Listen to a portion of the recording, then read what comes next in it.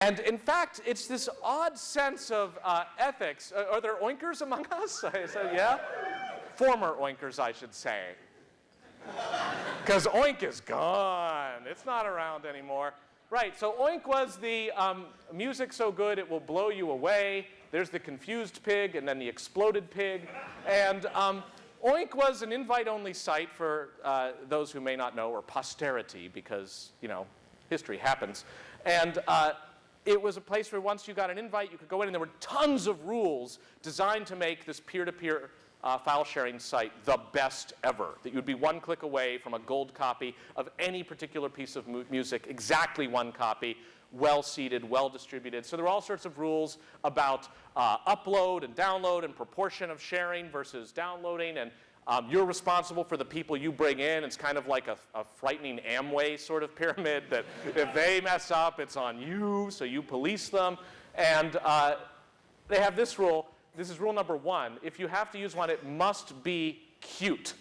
And if you break the rule, you're in big trouble. And again, it's kind of like that racist rage thing. It's like it is both a totally serious and functional enterprise that still insulates itself by having it have some element of self-humor or fun, even though they will enforce this rule in a New York Minute against you. And at some point, it does turn pretty earnest. It's like we're a community of copyright infringers. And working together is what makes this place what it is at the time, the largest amount of copyright infringement in the world, short of the Internet Archive.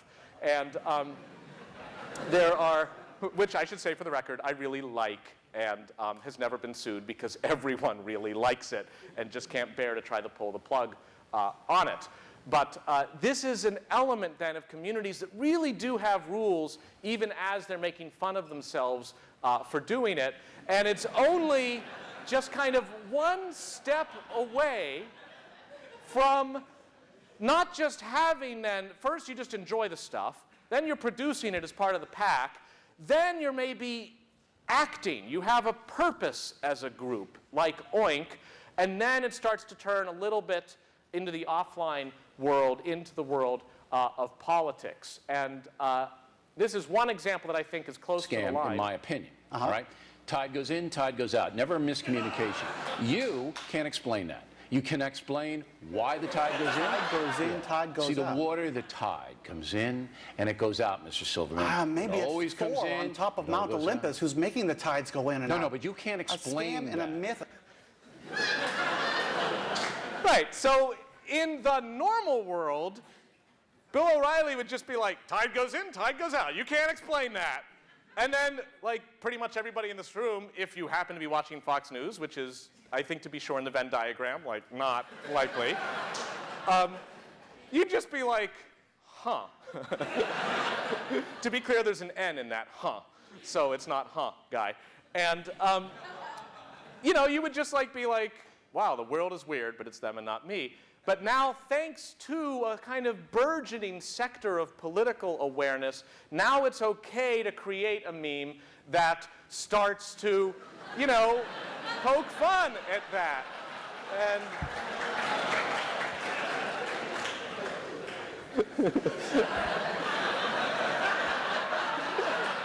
now, can I just ask, has anybody in the room done a you can't explain that meme? Yeah? So like, yes, several hands are up for having done this, and you actually start to see that, like, it kind of sweeps all the ones you can do, and it's sort of like, it's just, yeah.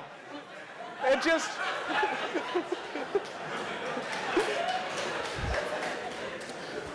right, so there's like something going on here that suggests, without denying the value and existence of the dramatic hamster, that there are other avenues for expression that have been made fluid, made ready to be pursued by the phenomenon of the internet meme. And we're starting to see it expressed in a political context. Now, the great thing about this is even if you had a room full of people who normally and voluntarily watch Fox News, they could look at that and be like, right on, right? Wait, is that the House or the Senate? Oh, it's the Senate, you know. But they would be able to share the sentiment too once they had explained to them what was going on. I think maybe they, who knows? I can only empathize so far. But you then see it start to get specific. And that's where, to me, when the internet itself is threatened, that is the most obvious junction point by which the memes feel licensed to go political and then to start varying. It's kind of like, you know, you have an average cancer genome with hundreds and thousands of mutations, and it just starts, that was really weird. Can I just say this is the most depressing backdrop ever? Like forevermore, it's like, you know, some keynote speech, you're watching this online, you're like, is that talking about HPV behind him? Like, what's that about? So like, next time we'll erase the chalkboard. But in the meantime, too, like I do see a meme in the making here, dead cells make no tumors. Like what advice animal is the perfect delivery vehicle for that news? I don't know. Anyway, you start to see, like, even the old stuff recycled.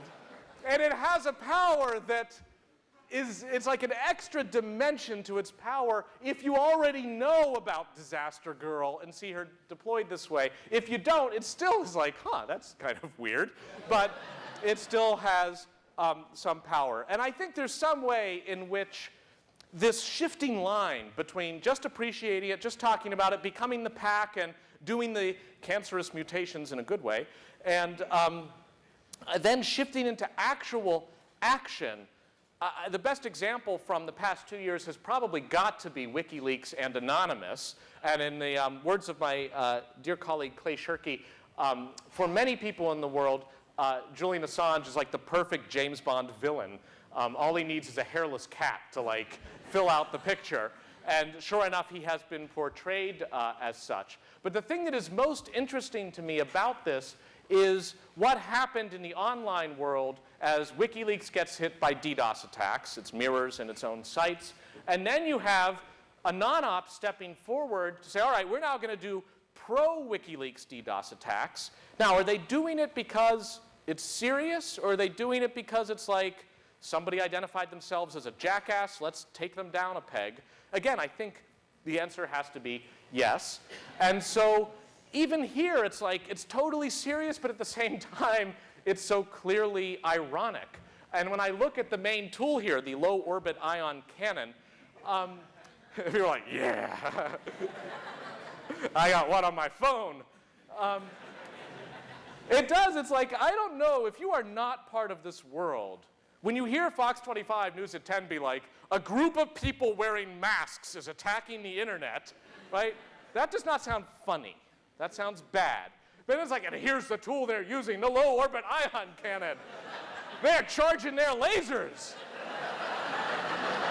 Now, if this tool had been designed non-ironically, if it were just like the website destruction tool, it wouldn't be as fun to, you would feel worse using it somehow. Somehow the fact that you can retreat into using it ironically and realizing how goofy the whole thing is part of what lends it its power and force that is so not understood by the rest of the world. I kind of think of it as exactly the spirit of Ghostbusters. It's like, you know, the ghosts were real in the movie. I make no claim outside. But the characters were both taking it seriously. Their lasers were loaded, but at the same time, they were having a great time and kind of flipping people off as they did what they did. And even on the kind of freedom of expression hacker side of things, you have the old guard, I think, not adopting that mode, right? This is a newsletter, it's a 2600, the famed hacker club, and they have to put out a press release. For one thing, wait a minute, if you're a hacker club and you have to put out a press release, something is already very wrong in the fabric of the universe.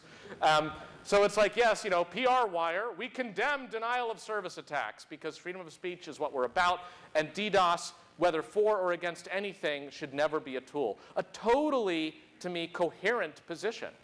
I actually think that 2600 has the better of it in a debate with the likes of Richard Stallman, who sees denial of service attacks as kind of like a Woolworth counter sit-in.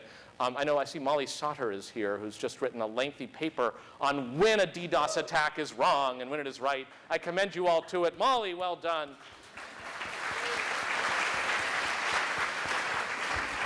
And you see then 2600 coming out attacking the idea of DDoS attacks. In the meantime, you have somebody who has a security firm that has stepped forward for the purpose of advertising itself. HB Gary Federal, making more money from contracts from scared Fox 25 News at 10 watchers. And Anonymous strikes back by seizing HB Gary's website for saying that HB Gary was going to name who was in Anonymous. And they seize it under Section 14 of the Rules of the Internet.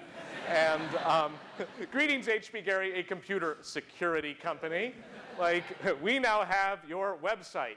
And it goes on and on. You've charged into the anonymous hive from which you've tried to steal honey. Did you think the bees would not defend it? Now you are being stung. Now, is that just like a kind of hackneyed extended metaphor? Or is it being done ironically in the way that somebody who would think that they deserved it and was being, like, I don't even understand exactly, but it's funny. So at the bottom, the lols become lols, where they then also managed to get tens of thousands of private emails off the HB Gary server and put them into a torrent for anybody to download. And not only that, if you don't want to download the torrent, that's okay. You can just go to the online search facility and have it be like your own Gmail account, read all of HB Gary Federal's emails. And to me, it's kind of one of a piece with the phenomenon of the transmission of memes, but obviously now it has very much extended into the realm of action. And so much so that it then, in just wonderfully third act fashion, came back where now AnonOps gets compromised by one of their own, a fellow helper named Ryan, and he organized a coup d'etat. I don't think they know what that means. But it's a virtual coup d'etat, and then it's like little like too much information here. He used Zalgo, he did this. By the way, stay away from the site you are visiting right now because it is compromised. We're profoundly sorry for this drama. It's like, is it still ironic? I have no idea if this is performance art or if this is like a real conflict in an organization that was fun until it got serious. And then at some point it's like, wait, Anonymous is attacking. I thought they were the good. Who is Anonymous anyway? And I think it was maybe just a field test or something. And when you actually look, fast forward a bit and see what happens, it's like you still have like the feds going after them for serious things, like real felonies, not virtual felonies, and people end up getting arrested. Are any of them here right now? I would Mirandize you if you were. But okay, maybe you're in an undisclosed location with Tim Huang. So anyway, this is an example of you think it's contained, but at some point where it starts to hit the real world bites back, and thinking about what to do is a good question. And I can't help but wonder, using one of the, of course, most famous memes out there right now, like, rewind the tape to the Third Reich, right? So, by the way, I realize I am now living Godwin's Law. So, okay. So sue me. Right. Like, in the time of the Nazis, if there had been all of the stuff we have today, what would have happened? Like, would there be people making downfall videos about Hitler talking about memes? Or is that just crossing the streams and it's too recursive of a, because you couldn't make downfall until, well, anyway. The question is, what do authorities in power who depend in part for their power on fear? On because I said so, rather than because I asked you so, and you're part of this system and you buy into it the way that Wikipedia editors buy into Wikipedia. How vulnerable is that system to the kinds of actions or even ideas that are generated with, at their heart, poke fun at things? It's hard to take Bill O'Reilly seriously after seeing what's been done with You Can't Explain That.